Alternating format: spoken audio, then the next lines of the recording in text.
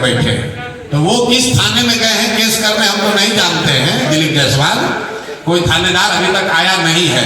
लेकिन अब दिलीप जायसवाल पहले बताएं कि जिस कॉलेज के तुम मालिक बन के बैठे हुए हो उस कॉलेज पर कब्जा कैसे किए हो ये बताओ। और ये बताओ कि पिछले 25-30 साल में उस कॉलेज से, ध्यान से सुन लीजिए, उस कॉलेज से बिहार के कितने नेताओं के बच्चों ने मेडिकल की डिग्री हासिल की है।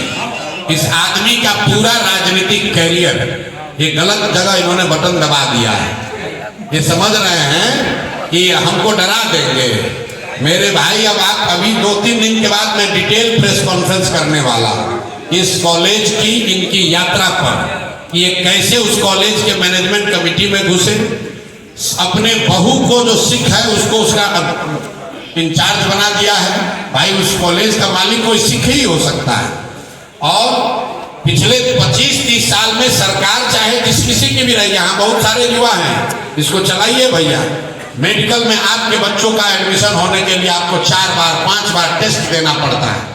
और ये जो कॉलेज है जो इनके अध्यक्षता में, इनके मार्गदर्शन में चल रहा है, इसमें बिहार से के कितने नेताओं के बच्चों ने, उनके भांजों ने, उनके भतीजों ने, उनके भाइयों ने मेडिकल की डिग्री हासिल की है। ये रिकॉर्ड दिलीप जायसवाल को जारी करना चाहिए। नहीं करेंगे तो हम जारी करेंगे। क्या आप देखिएगा कि कोई नेता किसी दल का बचेगा नहीं।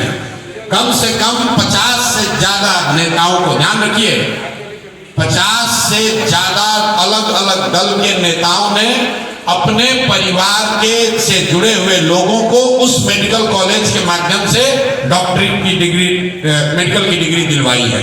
और दिलीप जायसवाल का पूरा राजनीति इसी पर है। अब आप लोग जाकर पूछ लीजिएगा कि प्रशांत किशोर ने आरोप लगाया है, जो दम है वो कर लो। और इससे पहले एक और नेता थे, सर्वदलीय नेता, इसका नया नाम रखे हैं, इसका नाम है सर्वदलीय नेता। आप लोग, हम लोग सुनते हैं नेता लोग दल बदलता है, तो अशोक चौधरी ने उसका एक स्टेप आगे का रास्ता निकाल लिया। ये कहा दल क्यों बदले, सब दल में एक आदमी को रख दो, दल बदलने की जरूरत नहीं है। बाबूजी कांग्रेस में, बेटा जदयू में, बेटी लोजपा में, दामाद खुदे से कहे कि आरएसएस भाजपा में। तो भाई कोई दल बचा नहीं, हमने कहा आरजेडी बचा, उसमें भी परिवार का कोई रख दो कि कोई भी जनता कहीं वोट दे तुम ही रहोगे।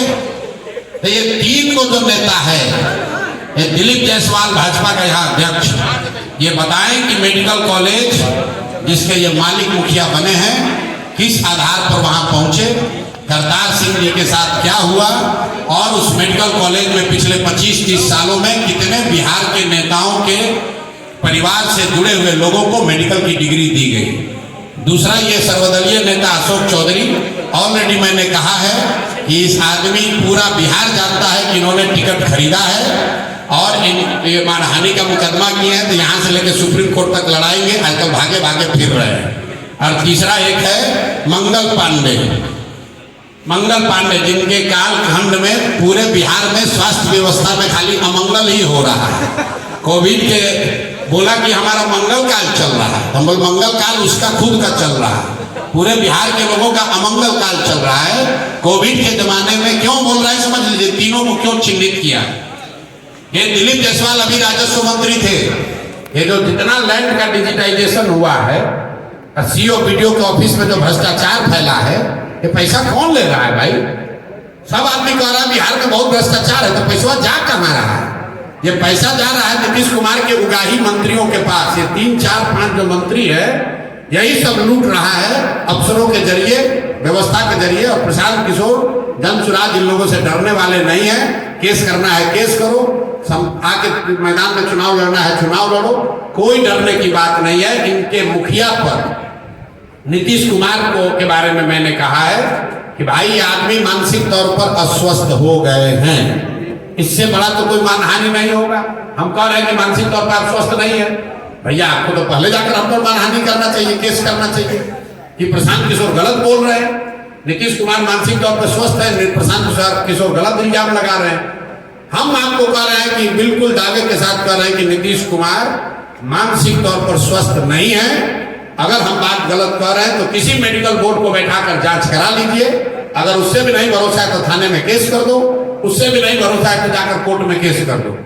हम डरने वाले नहीं हैं। सही बात, सत्य को कोई डरने की जरूरत नहीं है। इनका पोल खुलने ही वाला है और जनता रोज देख रही है। इन लोग का आखिरी समय आ गया है राजनीतिक तौर पर, अब इनका किनारा करने का टाइम हो गया है।